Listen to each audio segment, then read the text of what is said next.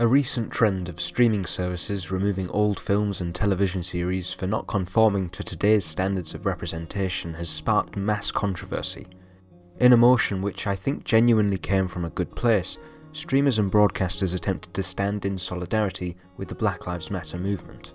But inadvertently, by taking down these old films and shows, which feature questionable depictions of race at best and outright racist behaviours and attitudes at worst, these broadcasters are arguably going against some of the core principles of the BLM movement. Indeed, by covering up historical prejudices and the mistakes of the past, they're essentially masking the fact that these depictions of race happened.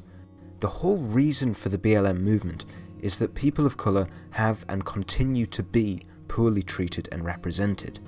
And these racist attitudes permeated the media in the 20th century. That is a fact. Pretending that they did not happen is counterproductive and frankly belittles the struggles that people of colour have had in terms of securing fair representation. Furthermore, I think it's fair to suggest that people watching older films and shows are aware of the context in which they were produced. Nobody is going to watch Gone with the Wind and expect 21st century standards in any facet of the film, least of all its depictions of race. Reinstating these films with disclaimers is fair, as it should be made explicit that the values presented were representative of the time and context in which they were produced.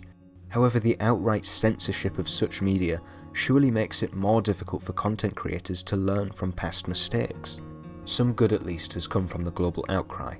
The BBC this week committed £100 million to producing more diverse and inclusive content.